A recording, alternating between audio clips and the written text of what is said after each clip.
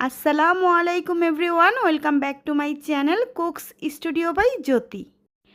আজকের পর্বে আপনাদের সাথে পাকা আম দিয়ে তৈরি দারুণ মজার দুইটা রেসিপি শেয়ার করব। প্রথমেই আপনাদের সাথে শেয়ার করব পাকা আম দিয়ে তৈরি ঠান্ডা ঠান্ডা রিফ্রেশিং একটা ডেজার্ট। দেন আপনাদেরকে তৈরি করে দেখাবো পাকা আমের অসাধারণ একটা লাচ্ছি। তাহলে দেরি না করে চলুন দেখে আসি এর পুরো প্রস্তুত প্রণালী। পাকা আম এবং সাবুদানা দিয়ে তৈরি এই অসম্ভব মজার ডেজার্টটা খুব সহজেই তৈরি করে নিতে পারবেন ঘরোয়া কিছু উপকরণ দিয়ে। এই ডেজার্টটা দেখতে যতটা সুন্দর, খেতেও কিন্তু ভীষণই মজার। আশা করছি আমার আজকের রেসিপিটা আপনাদের কাছে ভালো লাগবে। ভালো লাগলে প্লিজ ভিডিওতে একটা লাইক দিয়ে চ্যানেলটা সাবস্ক্রাইব করে পাশে থাকার অনুরোধ রইল। তাহলে চলুন দেখে আসি এর পুরো প্রস্তুত প্রণালী। প্রথমে একটা বাটির মধ্যে নিয়ে নিচ্ছি 1/4 কাপ সাবুদানা। এবার এর মধ্যে নর্মাল তাপমাত্রার কিছুটা পানি দিয়ে দিচ্ছি। এখন এই পানির মধ্যে সাবুদানাগুলো 1 ঘন্টার মতো ভিজিয়ে রাখবো, এতে করে রান্না করার সময় খুব সহজেই এগুলো সিদ্ধ হয়ে যাবে। অপেক্ষা করছি 1 ঘন্টা। 1 ঘন্টা পর সাবুদানাগুলো পানিটা টেনে নিবে আর এগুলো একটু বড় সাইজের হয়ে যাবে। সাবুদানাগুলো এখন রেডি, চলে যাচ্ছি মূল রান্নায়। এর জন্য চুলায় একটা প্যান বসিয়ে এর মধ্যে আগে থেকে জাল করা 2 কাপ ঘন দুধ নিয়ে নিচ্ছি। দুধের যে কোনো ডেজার্ট আইটেমই দুধটা ঘন করে তৈরি করলে খেতে বেশি ভালো লাগে, তবে আপনি এই ডেজার্টটা দুধ ঘন না করেও তৈরি করতে পারবেন, সেক্ষেত্রে কোনো সমস্যা নেই। এবার অনবরত নেড়েচেড়ে দুধের মধ্যে বলক তুলে নিব।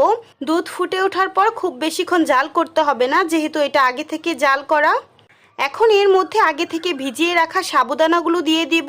সাবুদানাগুলো দেওয়ার পর অনবরত নেড়েচেড়ে মিডিয়াম আঁচে রান্না করে নিতে হবে, তা না হলে কিন্তু সাবুদানাগুলো জমাট বেঁধে প্যানের নিচটাতে পোড়া লেগে যাবে। আর সাবুদানাগুলো যেহেতু আগে থেকে ভিজিয়ে রাখা, তাই এটা সিদ্ধ হতেও কিন্তু খুব একটা বেশি সময় লাগবে না। মোটামুটি 4 থেকে 5 মিনিটের মধ্যেই সাবুদানাগুলো সুন্দরভাবে সিদ্ধ হয়ে যাবে। মাঝারি আঁচে 4 থেকে 5 মিনিট রান্না করার পর দেখবেন সাবুদানাগুলো স্বচ্ছ হয়ে যাবে আর এর ভেতরে সাদা কোনো অংশ দেখা যাবে না। তখন বুঝবেন এগুলো খুব সুন্দরভাবে সিদ্ধ হয়ে গিয়েছে। যখন সাবুদানাগুলো সুন্দরভাবে সিদ্ধ হয়ে যাবে তখন এর মধ্যে দিয়ে দিচ্ছি 1 চিমটি পরিমাণ লবণ আর দিচ্ছি 1/3 কাপ কনডেন্স মিল্ক। কনডেন্স মিল্কের পরিবর্তে আপনি এখানে চিনিও ব্যবহার করতে পারবেন, তবে কনডেন্স মিল্কটা দিলে এর টেস্টটা অনেক বেশি ভালো আসে। চিনি বা কনডেন্স মিল্ক আপনি যেটাই ব্যবহার করেন না কেন, অবশ্যই আপনার স্বাদ অনুযায়ী বাড়িয়ে বা কমিয়ে ব্যবহার করতে পারবেন। কনডেন্স মিল্ক দেওয়ার পর খুব বেশিক্ষণ জাল করতে হবে না, জাস্ট 1 থেকে 1.5 মিনিটের মতো সব কিছু একসাথে মিশিয়ে জাল করে নিলেই হবে। নামানোর আগ মুহূর্তে এর মধ্যে 3 টেবিল চামচের মতো কাঠবাদাম আর কাজু বাদাম দিয়ে দিচ্ছি, তবে আপনারা আপনাদের পছন্দ মতো এখানে অন্য যে কোনো বাদামও ইউজ করতে পারবেন। আরও দিচ্ছি 1 টেবিল চামচের মতো কিশমিশ। এবার সব কিছু একত্রে খুব ভালোভাবে মিশিয়ে চুলা থেকে নামিয়ে নিতে হবে। কোনোভাবেই অতিরিক্ত সময় জাল করে মিশ্রণটাকে ঘন করে চুলা থেকে নামাতে যাবেন না, কারণ ঠান্ডা হওয়ার পর কিন্তু এটা বেশ অনেকটা ঘন হয়ে যাবে। সো এই দিকটা মাথায় রাখবেন। চুলা থেকে নামিয়ে মিশ্রণটাকে একটা মিক্সিং বোলের মধ্যে ঢেলে নিচ্ছি। ঢেলে নেওয়ার পর এবার এই দুধ আর সাবুদানার মিশ্রণটাকে সম্পূর্ণ নর্মাল তাপমাত্রায় ঠান্ডা করে নিব। আর ঠান্ডা হওয়ার পর এটাকে ফ্রিজের নর্মাল চেম্বারে 2 থেকে 3 ঘন্টার মতো রেখে ঠান্ডা করে নিব। নর্মাল ফ্রিজ থেকে মিশ্রণটাকে 2 ঘন্টা পর বের করে নিয়েছি। এবার এর মধ্যে দিচ্ছি 1 কাপ ফ্রেশ ম্যাঙ্গো পিউরি। এখানে জাস্ট পাকা আমটাকে ব্লেন্ডারে একটু ব্লেন্ড করে নিয়েছি, এর সাথে আর অন্য কিছু অ্যাড করতে হবে না। দিচ্ছি 1 কাপের মতো ছোট টুকরো করে কাটা পাকা আম। আরও দিচ্ছি 1/2 কাপ ছোট টুকরো করে কাটা পাকা কলা। যদিও এটা ম্যাঙ্গো ডেজার্ট, তবে কলাটা দিলে খেতে বেশ ভালো লাগে, তবে আপনার হাতের কাছে না থাকলে না দিলেও হবে। এবার সব কিছু একত্রে খুব ভালোভাবে মিশিয়ে নিলেই তৈরি হয়ে যাবে ঠান্ডা ঠান্ডা আম সাবুদানার ডেজার্ট। এবার এটাকে পরিবেশন করার পালা। পাকা আমের সিজনে এই গরমের মধ্যে ঠান্ডা ঠান্ডা মজাদার এই ডেজার্টটা তৈরি করে দেখতে পারেন, দেখবেন ছোট বড় সবাই খুব পছন্দ করবে।